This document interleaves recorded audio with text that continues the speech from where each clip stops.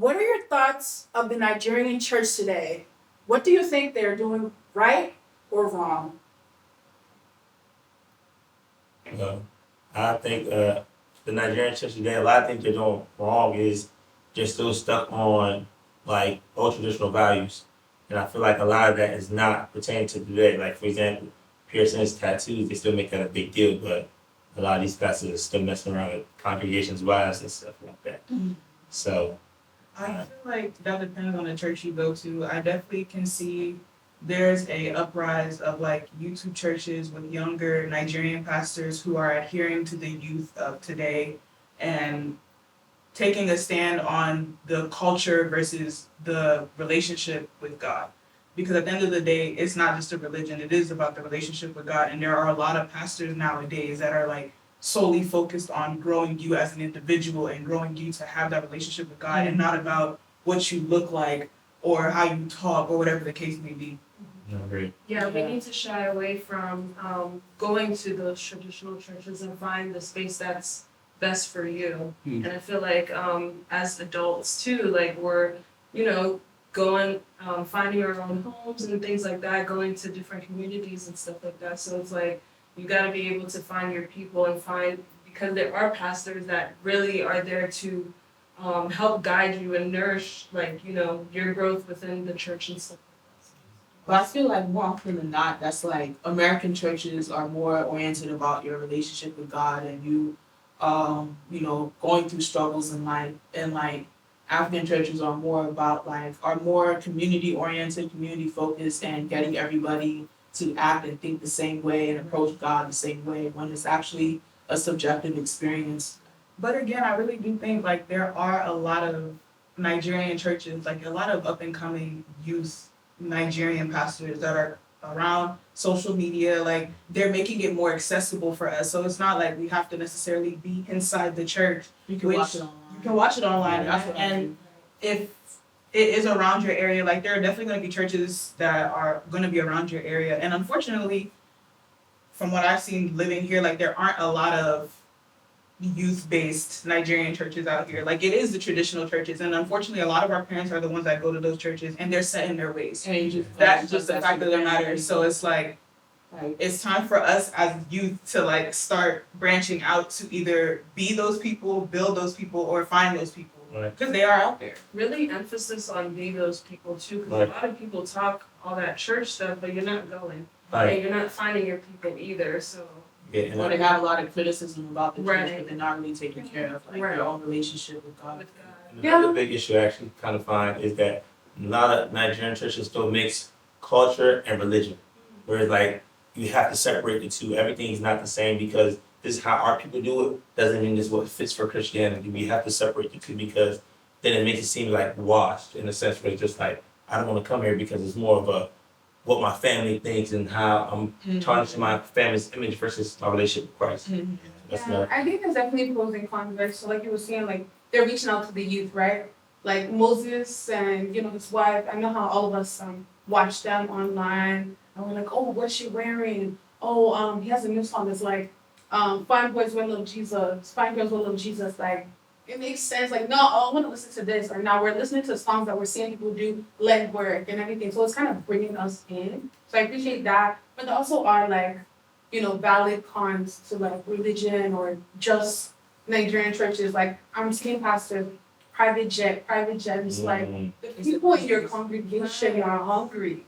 Why are you taking private jet instead of feeding those people first? But I feel like that's a majority like in Nigeria. I feel like I don't see that as much here with the pastors here because a lot of the pastors that I watch that appeal to me in my time right now, I could definitely say like they work outside of the church. And I'm not entirely sure how that works out. Like I don't know if that's supposed to be their full-time job or whatever. But it really does seem like they have other side hustles that are funding the lifestyle they want to live. Because it's not like there shouldn't be this narrative that, oh, you're a Christian, so you shouldn't enjoy it. That's not what God called us on this earth to do. Like God called us on this earth to live and live in abundance. So therefore, like I don't think it's necessary. There's an aspect of greed that we tend to see when it comes to Nigerian pastors. But I really, really maybe it's the pastors that I've seen. I really can't say that's here. I can see that happening back home. I can't really see that here. So the way I see it, because I was born and raised here, Mhm. went to Nigerian churches in the DMV and stuff like that. I think the issue with churches is like with Nigerian churches is sometimes it's seen more as a business than it is more. Yeah, sometimes it's seen more as a business. So we have franchises for CAC, we have franchises for Redeem, we have franchises for Mountain of Fire, where it's like literally like, and I mean it's really it's like a lot in Nigeria. Like literally on every street there's a church. Like everybody has a church. And then in America it's like okay, more scattered, few and far between. But I think it depends. Like there's some pastors I encounter who like okay they have a full-time job. They're like a social worker or like they don't take money from the church into their own profit. Then there's some pastors who do take church as a profit, pretty much. Right. So I think it's kind of like subjective, like especially if like the church is like, because it's like okay, you're not gonna see them in private jets and things like that, but they may be asking for a lot of offering money, a lot of donations, a lot of tithes, really pressing that stuff because America's expensive. Yeah. So it's like you gotta pay rent, you gotta pay the facilities for the church, which is understandable. But sometimes, like especially when it's like that's what they depend on, they can be a bit too money hungry. Or if they like go outside their means, let's say a pastor is excited and it's like, oh, I'm getting this new building, we're gonna have 1,000 members by the end of the year, and they don't get the type of membership that they want. Now they're like for being harder on like the current members to like pay up so they can pay their rent. Like it's like almost as if they're making us responsible for their business operations and their business moves, and it's like you can't really depend on us for that. You just got to depend on like having a relationship with us, having a connection with us, and helping us connect to God better more than it is about like. That's why I feel as if another common Nigerian churches is they care more about like the church and their organization being like the biggest church, being like having the most money, making the most sales, more than they care about actually connecting with their congregation and making sure their congregation has a connection with God. It's actually I'm so sorry to cut you off. Go ahead. But it's actually interesting that they emphasize on giving and how like that's so important. And yes, it is important to give, but a cheerful giver, somebody that actually has is gonna give from their heart. Right. And definitely, if you're focused on the relationship that you have with Christ, you're more inclined to give, as you see Right. God blessing you like naturally. But if, like you said, if you're forcing it like every Sunday you must give, and you don't have like you then have that like I feel like that kind of shifts people away from Christianity a little bit because I would definitely say growing up I saw those like money hungry pastors where it's like you have to give, and the congregation is suffering. There's nothing to give, and it's like they're not focused on that relationship. They're focused on let me keep praying, let me keep giving so God will bless me. And yeah, God loves a cheerful giver, but it's like at what point is it like you're giving up your livelihood and you have nothing left? Right. And you have nothing to show for it. I literally had a pastor. I literally used to go to a church where like the pastor got like a really big building and he was like, oh, we're gonna get this many members by this time, all that stuff, and it didn't get there. So one time he had offering, the people came, they put their money, and then he literally like stopped and was like, y'all need to come back around. This is not enough. So y'all need to put up more money. Like he's like, oh, there's a bakery that wants to buy this building. And I make enough money. Y'all gotta put in more money. And it's like, we're like, people aren't gonna really be around that. And it's like, these are good pastors. These are pastors that preach the word that like our parents and our family members really resonate with. And they feel obliged to give when it's like, they're like cutting their own hand almost at a certain point. I feel as if like, eventually it goes from more being like a steward and a servant to God to just kind of like being a little bit selfish, How do we determine a good I feel like That's a very good question. I feel like it's not even just well, it's a way to do that. First off, that's why the Bible says meditate on the word day and night. You have to be your own leader as well. A lot of us depend on what our pastors tell us, then go home and be like, yeah, we went to church. But you gotta read your Bible for yourself. Now a lot of preachers, for the example y'all using, we use the verse of when the woman had her last and used like her last to make a cake and shared and like, oh, see, she gave her last and you should do the same thing. But they'll never tell you about the part where the apostles were at the gate and Rebecca and said, we have gold and silver, I have not. But they gave blessings. They never preached on that part because just like we don't always have to give, and God doesn't need our money. Money's worthless to God. You understand? But sometimes our offering, our giving, our prayers is a giving. You understand? Because God didn't curse the apostles. Yeah, because God didn't curse the apostles when they said gold and silver I had not. I'm pretty sure the apostles had something somewhere. But just like they're like, I don't really got it right now, but I pray for you.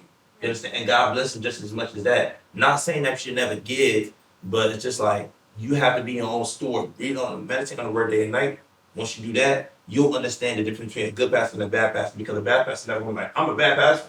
Never gonna come out and say that. But if you're not reading your word, you never know. Yeah, I feel like he's totally right. You know, salvation is a personal journey. You have to like, you know, walk that path by yourself. But I feel like the church, in general, for me, I think the church is really heavily flawed. Whereby, because as Christians, you say we are, being a Christian means to be Christ-like. And I feel like the church has missed the mark, you know, of trying to portray what Christ, because Christ did not build a physical church. Right. He did not spend time saying, "Oh, I need members. I need," like anyway. He was the words he spoke attracted people, and when they hear the word, they take that, they build their faith, and then they go outward. But the church is so concerned about bringing people, filling the church, and I always say this like that in the church, a lot of dreams and gifts and talents die there, because like the church is so focused on conforming people to make them like, I don't know how to say this, like making people into what they want to be, what they want them to be, as opposed to what God has called them to be. But you know, and then that's why they use that Christ, the term like being Christ-like, Right. to manipulate people. And exactly. So exactly. Yeah. Like, because it's like when sometimes they portray Christ-like being perfect, being without Yeah. sin, being Yeah. without sin. Exactly. Follow the Bible word for word for word for word. Exactly. And like, you know, to the point where like, you know, in Nigerian churches, you have to cover your head. You can't wear trousers. Right. You can't wear jewelry. You can't listen to secular music. Right. And they make it seem like if you do any of those things, you're more likely to go to hell. That's a good example, because if you remember in the way he did the first miracle when he turned water into wine. If we remember, I don't know, a lot of people don't really notice this, because if you notice, like the music they played in the background was not gospel music. Thank you. It was world music. It was music to lift, and circular music. It was music to lift your spirits, gyration, and enjoyment. But I feel like in the church, I mean, for a long time, people were like, oh, you have to listen to gospel music only, or you cannot listen. I mean, come on, Songs of Solomon. Like I mean, like we always like shy away from that, but in reality, To a certain extent, I feel like there should be a little bit more grace granted to churches, just because we have to understand the church is a hospital. The people are coming there to look for something, whether it's salvation, blessings, or something. Everybody coming to the church, nobody's coming like completely healed or completely okay. Like most people are coming with some type of need that they have to have fulfilled. So with that being said, I feel like when it comes to the churches, it depends a lot on the teachings that are happening there, and also how well you are understanding those teachings, or you are doing your own work to understand those teachings. Like you said, you do have to meditate and read the Bible day and night to understand it for yourself. And then also that should transform you to be the change you need to see in the church. Because unfortunately, we do have a lot of those aunties and uncles that were in the church, and they never had somebody that was like, you know what? I still love you, regardless. And I'm going to continue to show you the love that you need until you finally change. We just had more people that were so bitter because their things were going on. They were judgmental. And so all of that anger, all of that hatred, all that, it just kept going along the lines. And now we're the generation that we're starting to understand there's a lot of hurt in the church. We're opening our eyes to that, and we're doing our absolute best to show the love, to follow Christ, to actually to have that relationship with Christ, so that the church heals and we are also healing as well. Right, and I was going to say, to shift things to a more positive light, I definitely want to go off of that too. And I was going to say that one pro that I definitely have seen is that a lot more of us young adults have been taking up those roles within the church and trying to change those mindsets. And it's not only good for the church itself, but it's good for our youth that are coming up and seeing how we're the new uncles and aunties, and we're approaching them and stuff like that too. So we also have to be those role models and the adults that we want to see change. Yeah. I love the fact that you just said that, because that's why the church I used to go to, I was one of like a youth counselors there, were like one of the youth mentors, because the stigma I had growing up of what an older person should look like that follow Christ is wear a suit, have a low cut, clean shaven face and that. So when the kids see me with earrings and tattoos and gold chains, they're like, man, you're a follower of Christ. I could be like you. You understand? It gives them that avenue and that leeway to become what they want to see and what they believe. Because kids would think like somebody that does that is lame. Like, I don't look like you. Because that's what following Christ is, not doing it. Or they feel like they're not good enough because they have the tattoos and Yeah. the piercings and they go to clubs and they party and they Exactly. do this and that, maybe even dabble in recreational drugs. I've definitely been there before too, where like I felt like I was living a certain type of lifestyle that was so different than the church than what the church that I was at raised me to like be, that I felt like, oh, I wasn't really good enough to really go to church. I'm just gonna be judged if people really get to know me and things of that nature. So I kind of like, especially in my college years, I kind of steered away from church because I'm like, oh, I'm young, I wanna have fun. But then I'm being taught that like, oh, if I do that, then I'm a fake Christian, I'm lukewarm, I'm not a good Christian, God doesn't love me, I'm going to hell, like I'm a hypocrite, things of that nature. Yeah. I mean, ultimately, I think, the Bible has given us it's kind of like a blueprint, so to speak. It has given us everything that we need to conduct ourselves and carry everything. Because, it did say, like, in the end times, there's going to be signs of the times, right? So I feel like we as Christians or people in general should do the due diligence and, like you said earlier, like, meditate on the word, like go to the church that resonates with the word and, and what Jesus taught and what God is saying. And, not be swayed away by the mega churches or the money hungry churches. Like, those are all signs of the times. Right. You know what I'm saying? So just like you got to stay focused. Yeah. So, Also, with that, I would definitely say focus on our heart postures because that's what Jesus is really about. It doesn't matter about having tattoos, piercings, whatever the case may be. You can have red hair, blue hair. It's how you treat people at the end of the day. Yeah. The greatest commandment was to love your neighbor as yourself. Yeah. And I feel like that's the biggest issue is like we constantly take ourselves out of that. Like we constantly forget empathy when it comes to other people. And when it comes to Christianity, that's really what it's about. How well are you going to be able to treat the person who can't do anything for you? How well are you going to treat the people who are closest to you? Are you going to take advantage of them? Do you have boundaries when it comes to certain things? I feel like that's what Christianity is about, and that's what we need to focus on now. Yeah. We're so focused on like shifting the narrative between the culture and the religion, and quite frankly, it's all about your heart and how well God is actually going through you and how God is shining through you. We're supposed to be living witnesses. Right. How well are you being a witness to what God is doing in your life? Yes. Yeah, to piggyback off of that, I was saying like, I think more so, well, exactly what you said, but people in the church need to follow Christ's consciousness more so. Like how he thought, how he resonated with people, how he improved their actions and wanted them to do different things like that. Instead of, because in my opinion, there's more, I guess, action and not so working on yourself. You know, finding love for yourself first before you can go to the church and try to find solace in something else. You have to figure out your potential. And honestly, it is your potential that you're supposed to be living through with this religion. You're supposed to find what you can do to maximize the people around you. And I feel like once you do those kind of things, religion, spirituality will really just fall into place. Because once you're living in Christ's consciousness, once you're doing positive things, once you're moving in a certain life and you're always thinking like that, usually that kind of resonates with people. Yeah. Facts. And then, I was gonna say, as someone like I've gone to like a lot of different churches, and I would say like when I go to like those real traditional African churches, like I just don't feel like I belong there like, at all. Like, I don't feel like I belong.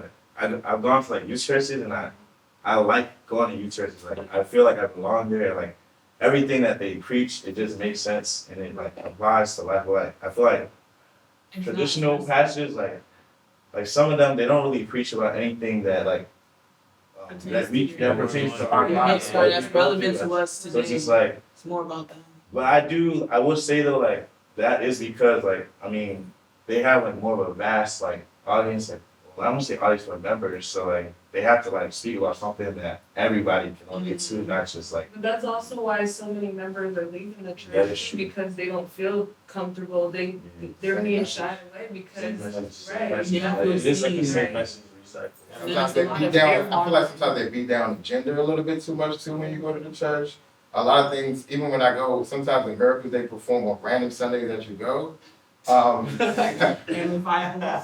It just throw me off. You know, I always wanted to feel the Holy Ghost and the Spirit, and I've gone to so many churches, and I'm like, y'all should feel it every Sunday. And then when is going to be my time?